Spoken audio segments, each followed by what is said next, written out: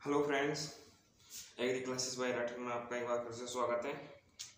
देखिए, आज हम एग्रीकल्चर के जो जनरल टॉपिक की अपन क्लास करा रहे थे उनमें चलते हैं। देखिए, अपन ने काफ़ी चीज़ें पढ़ ली थी। कौन मतलब एग्रीकल्चर के शब्द थे उनसे किसकी उत्पत्ति होती है, कौन सी शाखा में किसका अध्ययन किया जाता है, कुछ जो फल फ्रूट हो उनके नाम थे, दूसरे नाम थे, और कुछ उनमें आने वाली गंध क्रांतियाँ, ऐसे अपन के टॉपिक पढ़ चुके हैं। तो ठीक है, देखिए आज अपन जनरल एग्रीकल्चर में पढ़ते हैं। ठीक है, तो सबसे पहले देखिए एग्रीकल्चर ही देखिए।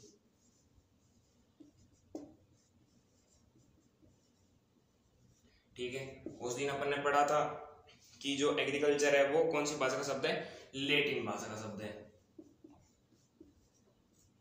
एग्रीकल्चर लैटिन भाषा का शब्द है, उस दिन अपन ने पढ़ा था जब वर्ड पढ़े थे। ठीक है, तो देखिए जो एग्रीकल्चर है वो दो शब्दों से मिलकर बना है, एग्रा या एगर। ठीक है, प्लस दूसरा है कल्चर। ठीक है, एग्रा या एगर, ठीक है, ये होता है, इसका मतलब तो होता है सोइल, जिसे अपन मृदा बोलते हैं। ठीक है, जो कल्चर होता है उसका मतलब होता है कल्टीवेशन या जुताई करना। ठीक है, इसका मतलब क्या होता है, कल्चर का मतलब होता है कल्टीवेशन या जुताई करना। ठीक है, तो अपन उस दिन पढ़ के आए थे, वो जिस दिन अपन ने वर्ड में पढ़ा था कि एग्रीकल्चर कौन सी भाषा का शब्द है, एग्रीकल्चर एक लैटिन भाषा का शब्द है। ठीक है, जो एग्रीकल्चर है वो दो शब्दों से मिलकर बना हुआ है, एक एग्रा या एगर, ठीक है, जिसका मतलब होता है सोइल या मृदा से। ठीक है, और जो कल्चर है उसका मतलब होता है कल्टीवेशन या जुताई करना। ठीक है, तो वह शाखा जिसके अंतर्गत मृदा की उल्ट फेर किए जाते हैं, जुताई की जाती है, ठीक है, उनका जो अध्ययन करते हैं वो करते हैं एग्रीकल्चर शाखा के अंतर्गत।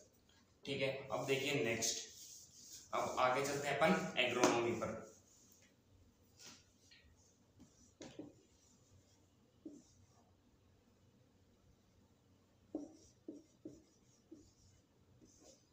आगे चलते हैं अपन किस पर, एग्रोनॉमी पर। ठीक है, तो देखिए एग्रोनॉमी है वो एक ग्रीक भाषा का शब्द है। ठीक है, एग्रोनॉमी एक ग्रीक भाषा का शब्द है। ठीक है, अपन उस दिन पढ़ के आए थे। अपन उस दिन ये भी पढ़ा था उस दिन कि जिन शब्दों के लास्ट में कल्चर आता है, ठीक है, जिन शब्दों के लास्ट में कल्चर आता है वो रे सारे शब्द लैटिन भाषा के होते हैं। ठीक है, और जिन शब्दों के पीछे लोजी नोमस ये आते हैं वो सारे ग्रीक भाषा के शब्द होते हैं। ये पढ़ गए थे। बस एक अपन ने पढ़ा था उस दिन पोमोलॉजी। पोमोलॉजी एक ऐसा वर्ड है जो लैटिन प्लस ग्रीक दोनों भाषाओं से मिलकर बना हुआ है। ठीक है, जो पोमोलॉजी है वो लैटिन प्लस ग्रीक से बना हुआ है, और ये ध्यान अपन को रखना है कि जो जिसके लास्ट में कल्चर आ जाए वो लैटिन भाषा का, जिसमें लोगस नोमी आ जाए वो सारे ग्रीक भाषा के शब्द हैं। ठीक है, तो एग्रोनॉमी ग्रीक भाषा का शब्द है। देखिए एग्रोनॉमी भी दो शब्दों से मिलकर बना है, एक तो हो गया एग्रोस,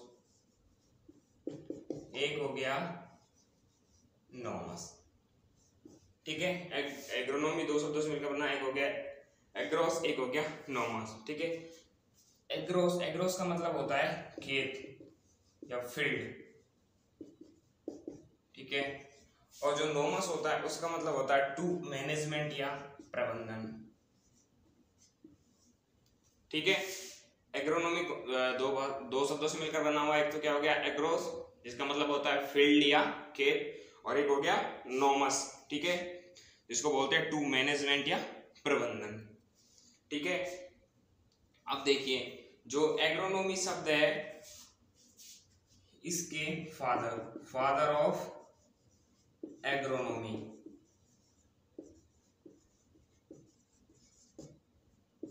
फादर ऑफ एग्रोनॉमी किसे कहा जाता है, पीटर डिग्रेसेन जी को।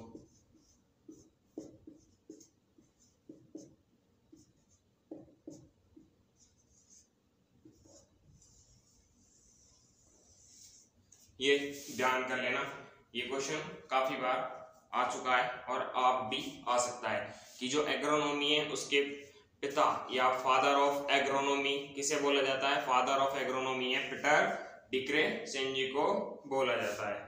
ठीक है, एग्रोनॉमी हो गया। एग्रोनॉमी दो शब्दों से मिलकर बना हुआ है, एग्रोस और नोमोस। एग्रोस का मतलब होता है फील्ड या खेत, और नोमस का मतलब होता है प्रबंधन या टू मैनेजमेंट। ठीक है, ये ग्रीक भाषा का शब्द है और फादर ऑफ एग्रोनॉमी किसको बोलते हैं? पीटर डिक्रेसेंजी को बोला जाता है। ठीक है, अब अपन आगे चलते हैं हॉर्टिकल्चर पर।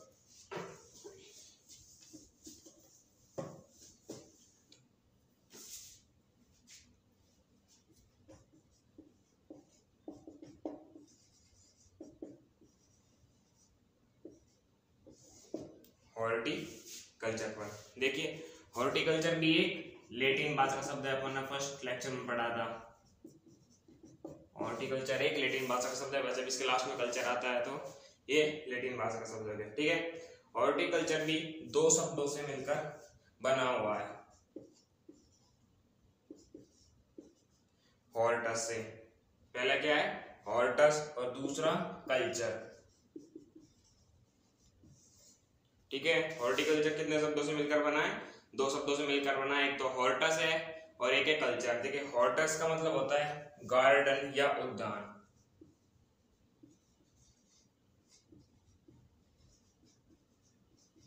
गार्डन या उद्यान।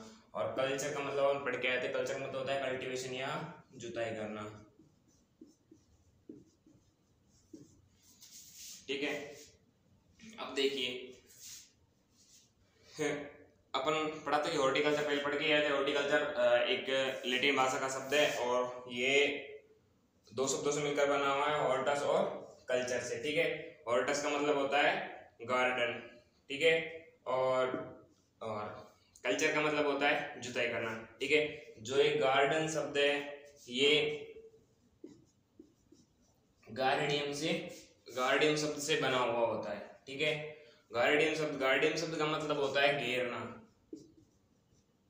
घेरना मतलब जैसे जगह घेरना, जो अपने उद्यान होते हैं, बगीचा होता है, वो एक जगह घेरता है, एक जगह फिक्स होती है उसके लिए। ठीक है, जो जगह वो घेर के रखता है, तो उसी से इसका अर्थ निकला है। ये गार्डन शब्द उसी से, गार्डियम से मिलकर बना हुआ। गार्डन का मतलब क्या होता है? घेरना। ठीक है,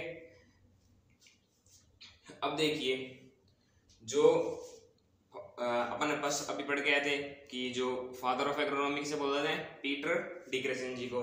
और father of horticulture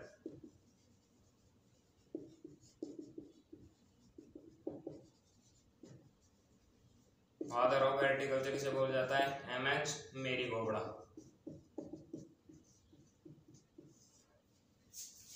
father of horticulture किसे बोला जाता है? एमएच मेरी गोबड़ा को बोला जाता है।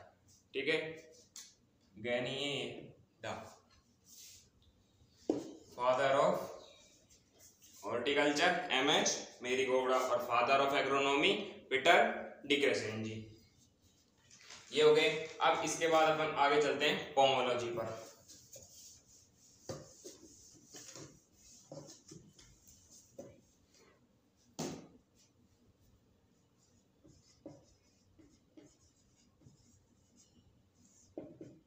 अगली शाखा कौन सी है? पोमोलॉजी।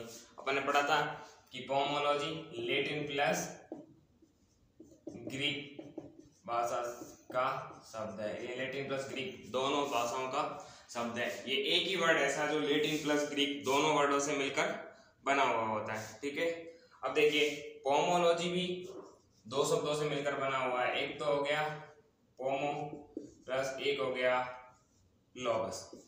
ठीक है,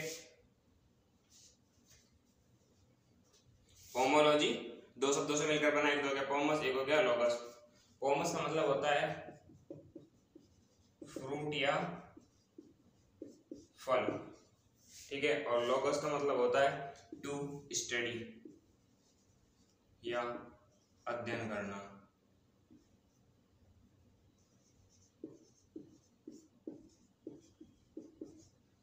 ठीक है, पोमोलॉजी लैटिन प्लस ग्रीक भाषा से मिलकर बना हुआ होता है। एक ही वर्ड है जो दो भाषाओं के शब्दों से मिलकर बना हुआ होता है। ठीक है, जो इसका पोमस होता है ना, ये तो होता है लैटिन भाषा का और जो ये लोगोस होता है ये होता है ग्रीक भाषा का। ठीक है, हमेशा यही क्रम आएगा इसका।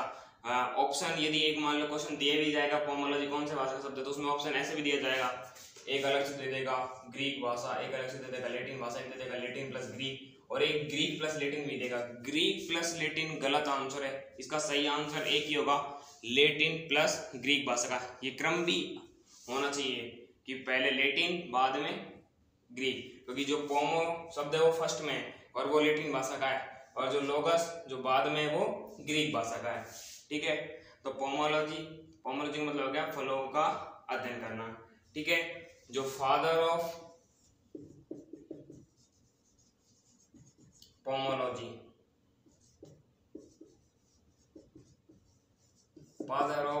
बोला जाता है डी कैंडोली को।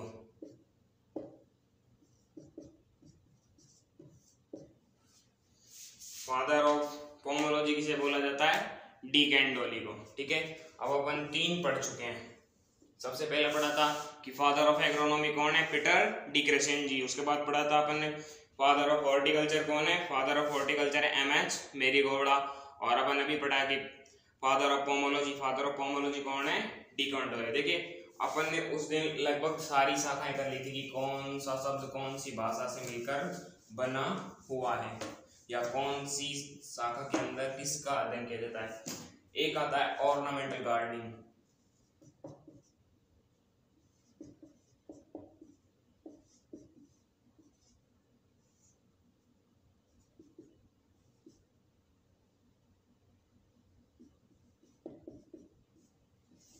ठीक है। जो ऑर्नामेंटल गार्डनिंग होता है, ऑर्नामेंटल गार्डनिंग के अंदर सजावटी पौधों का अध्ययन किया जाता है।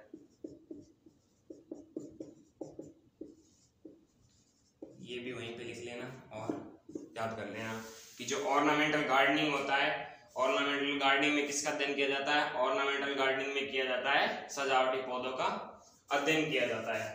ठीक है, अब अपन आगे चलते हैं। अब नेक्स्ट चलते हैं ICR। काफी नाम सुना होगा, ठीक है। कुछ लोगों ने तो फॉर्म भी भरा होगा और कुछ तो ऐसे भी हैं कि नहीं मैं जेट की तैयारी नहीं ICR की करूंगा। ठीक है, अब देखिए ICR, सबसे पहले देखिए ICR की फुल फॉर्म क्या होती है। ICR की फुल फॉर्म होती है इंडियन काउंसिल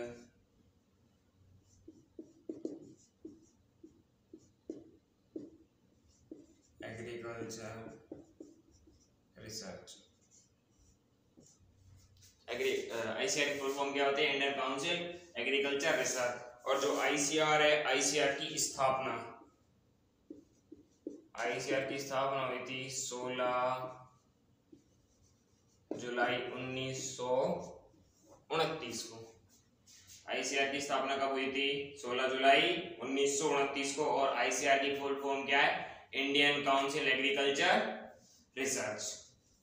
ठीक है, अब देखिए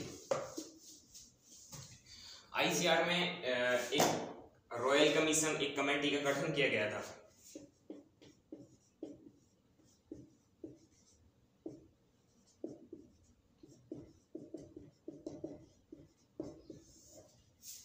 ICR में 1926 को ICR के दौरान 1926 में एक कमीशन का गठन किया गया था, रॉयल कमीशन। ठीक है, जिसका नाम था रॉयल कमीशन, गठन किया गया था। और इसके अध्यक्ष थे उस time Lord Linlithgow. Royal commission ICR के दौरान ही हुआ था। ICR की स्थापना हुई थी 1929 में। उससे पहले रॉयल कमीशन का गठन किया गया था। इसे बनाने के लिए एक कमेटी बनाई गई थी। उस कमेटी का नाम था रॉयल कमीशन। ठीक है, और उस रॉयल कमीशन के अध्यक्ष थे लॉर्ड लिनलिएगो। ये एक अंग्रेज था, उस टाइम भारत पर अंग्रेजों का राज था। ठीक है, और जो ICR है, ICR डे हर साल 16 जुलाई को मनाया जाता है। 16 जुलाई को हर साल ICR डे मनाया जाता है। ठीक है, अब देखिए जो ICR है उसने अपनी गोल्डन जुबली पर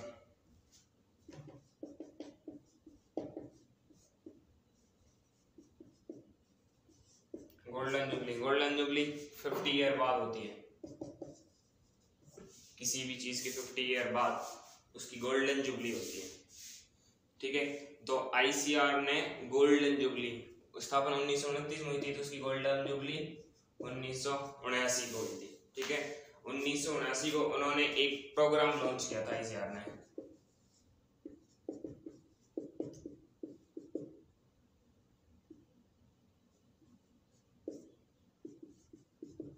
इसका नाम था ट्राइसेज। ठीक है, ICR ने अपनी गोल्डन जुबली पर, गोल्डन जुबली कब थी ICR की? 1979 को। ICR ने अपनी गोल्डन जुबली 1979 पर एक प्रोग्राम लॉन्च किया था जिसका नाम था ट्राइसेज। ठीक है, जो ट्राइसेज था, ठीक है, उस ट्राइसेज का एक उद्देश्य था,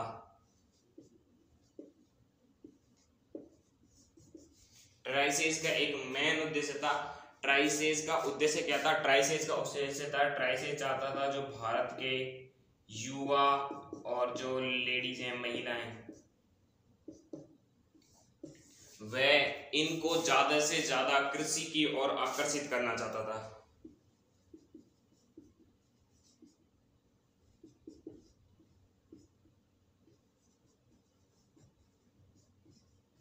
ठीक है, जो ICR ने एक अपनी गोल्डन जुबली पे एक ट्राइसेज जो प्रोग्राम लॉन्च किया था, उसका मेन उद्देश्य यही था कि वे ज्यादा से ज्यादा युवाओं को इस कृषि की ओर आकर्षित करना चाहता था। ठीक है, जो ट्राइसेज था, जो ट्राइसेज प्रोग्राम लॉन्च हुआ था, उसको वर्ल्ड बैंक ने सहायता प्रदान की थी। जो भी सहायता प्रदान की गई थी वो ट्राइसेज को किसने की थी?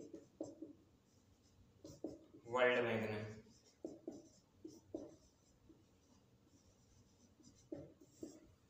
ठीक है, वर्ल्ड बैंक ने उसे प्रमोट किया था, उसको सहायता प्रदान की थी।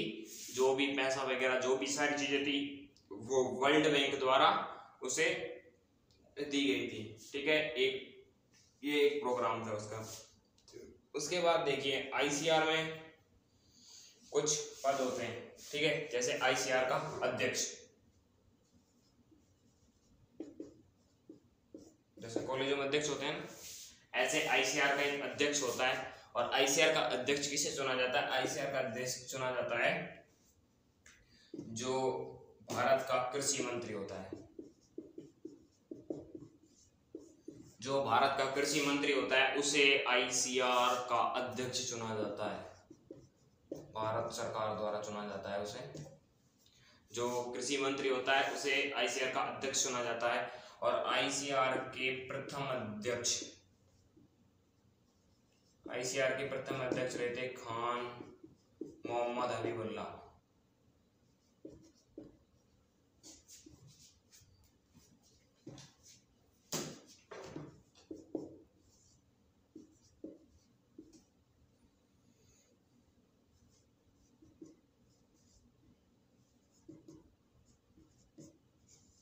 खान मोहम्मद हबीबुल्ला। जो ICR के प्रथम अध्यक्ष थे वो कौन थे? खान मोहम्मद हबीबुल्ला। और जो ICR के वर्तमान अध्यक्ष हैं वो है नरेंद्र सिंह तोमर।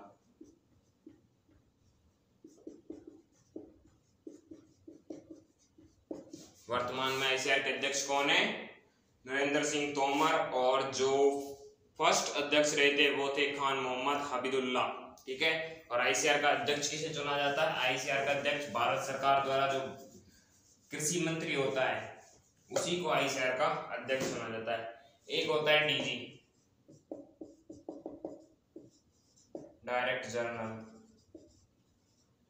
जिसे बोलते हैं महानिदेशक। क्या बोला जाता है? महानिदेशक। ठीक है, जो प्रथम महानिदेशक थे, प्रथम DG, वो तो थे BP पाल। और जो वर्तमान में डीजी हैं वो हैं टीसी महापात्रे, या उनका पूरा नाम है त्रिलोचन महापात्रे। टीसी नहीं लिखकर ऐसे भी लिखा सकता है, टीसी त्रिलोचन महापात्रे। ठीक है, ये आईसीआर में दो पद होते हैं कि जो आईसीआर का अध्यक्ष होता है वो भारत सरकार द्वारा कृषि मंत्री को चुना जाता है। ठीक है, प्रथम कौन थे? खान मोहम्मद हबीबुल्ला। वर्तमान में कौन है? नरेंद्र सिंह तोमर। और डीजी में देखिए डायरेक्टर जनरल जो फर्स्ट डीजी रहे थे वो थे बीबी पाल।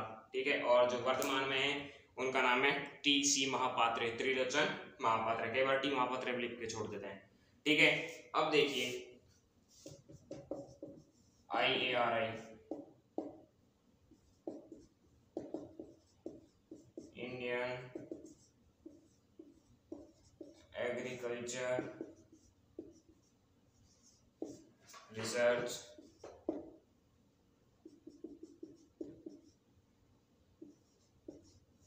इंस्टीट्यूट,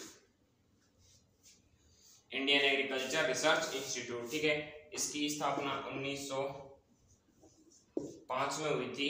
ठीक है, और वर्तमान में ये कहां पर स्थित है? वर्तमान में ये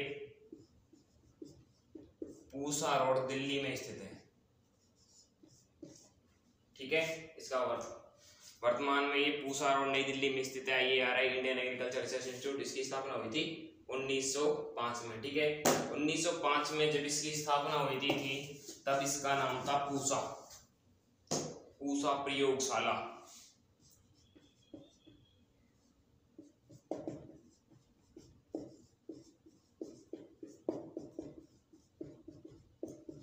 फिप्स ऑफ USA, फिप्स प्रयोगशाला भी बोलते थे इसे।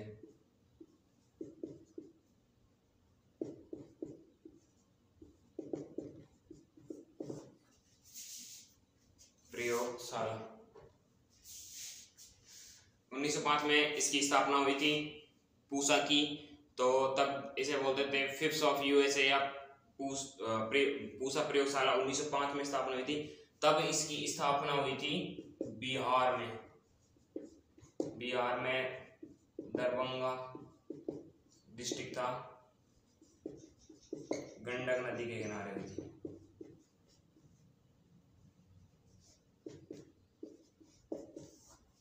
ठीक है, 1905 में पूसा की स्थापना हुई थी, जिसे पहले फिप्स ऑफ USA के नाम से जाना जाता था और इसे पूसा प्रयोगशाला भी बोलते थे। और ये कहां पर स्थित था? पहले ये बिहार में दरभंगा जिले में स्थित थी।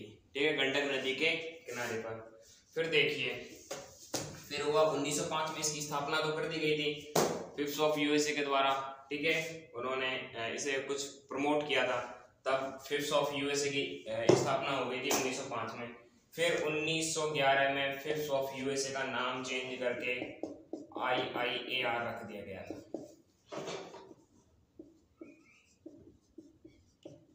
इंपीरियल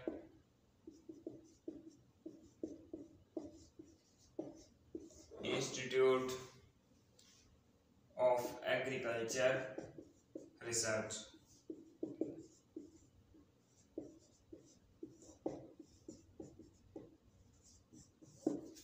ठीक है, 1911 में फिप्स ऑफ USA का नाम चेंज करके क्या रखा गया था? IIAR, imperial institute of agriculture research. फिर वापिस से 1919 में इसका नाम फिर चेंज करके IARI रख दिया गया था। तब इसका नाम था इंपीरियल एग्रीकल्चर रिसर्च इंस्टीट्यूट। ठीक है, 1919 में नाम चेंज करके क्या रखा गया था? IARI, imperial agriculture research institute रखा गया था। ठीक है, इसके बाद देखिए, इसके बाद होता है काफी ठीक ठाक चलता है। फिर 1934 में बिहार में भूकंप आ जाता है। ठीक है, 1934 में बिहार में भूकंप आ जाता है। भूकंप के दौरान इसकी बिल्डिंग सारी तहस नहस हो जाती है। ठीक है, एक तरह से ट्रूप्स ऑफ यूएसए का दी एंड हो जाता है। ठीक है, उसके कुछ दिनों बाद, ठीक है, 1934 में भूकंप आया था बिहार में और इसकी बिल्डिंग वगैरह खत्म हो गई थी। फिर 1936 में इसे IARI को दिल्ली ट्रांसफर कर दिया गया था। ठीक है, तो क्या हुआ, 1936 में IARI को दिल्ली ट्रांसफर कर दिया गया था। ठीक है, अब इसे जब IARI को 1936 में दिल्ली ट्रांसफर कर दिया गया था, उसके बाद 1947 के दौरान, ठीक है, 1947 में इसका नाम IARI, जिसे बोला गया इंडियन एग्रीकल्चर रिसर्च इंस्टीट्यूट। ठीक है, 1947 में इसका नाम रखा गया था IARI, Indian agriculture research institute. ठीक है, फिर देखिए 1958 में IARI को डिम्बू यूनिवर्सिटी बनाया गया।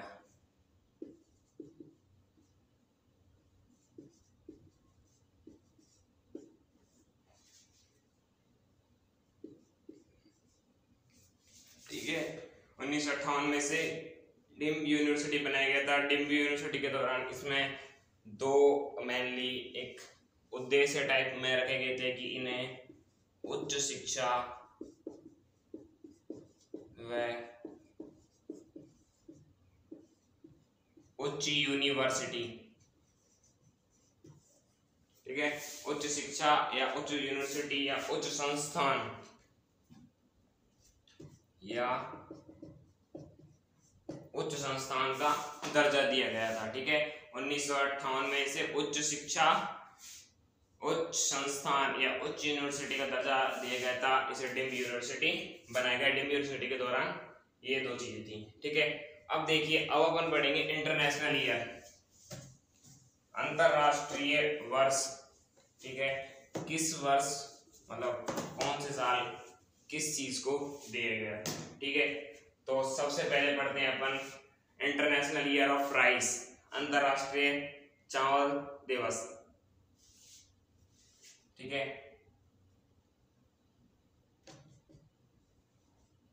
चलो हिंदी में लिख दो।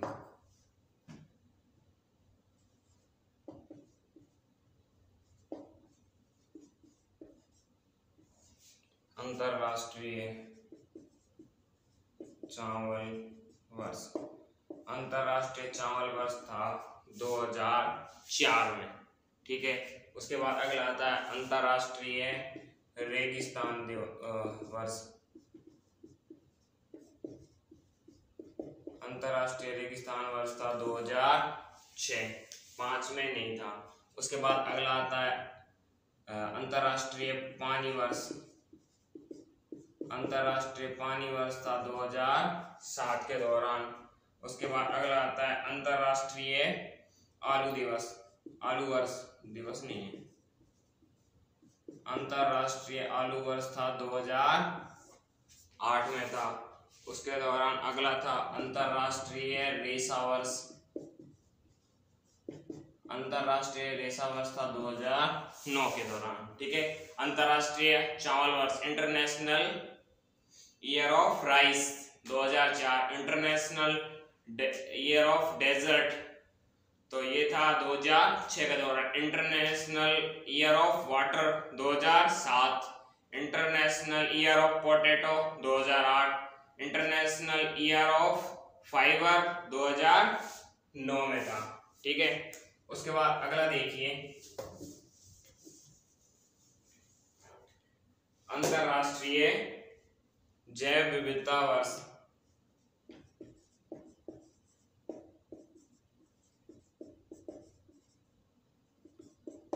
अंतरराष्ट्रीय जैव विविधता वर्ष था 2009 में। ठीक है, उसके बाद था अंतरराष्ट्रीय वन वर्ष, वन वर्ष था 2010 के दौरान,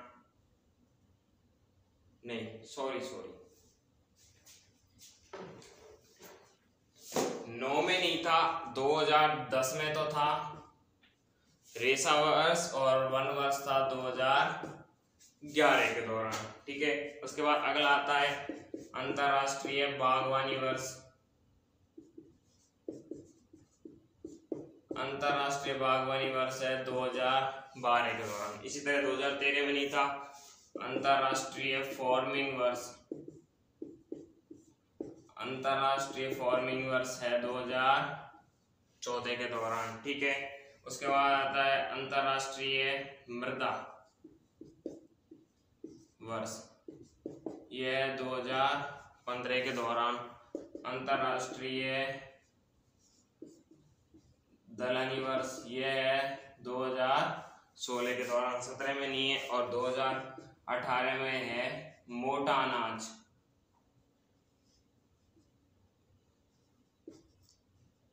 मोटा अनाज वर्ष है 2018 के दौरान। ठीक है, तो इंटरनेशनल ईयर ऑफ बायोडाइवर्सिटी कौन सा है? 2010 में है। नॉमिनी 10 में है। ठीक है, नॉमिनी था। और इंटरनेशनल ईयर ऑफ फॉरेस्ट वो है 2011 के दौरान। International year of horticulture 2012।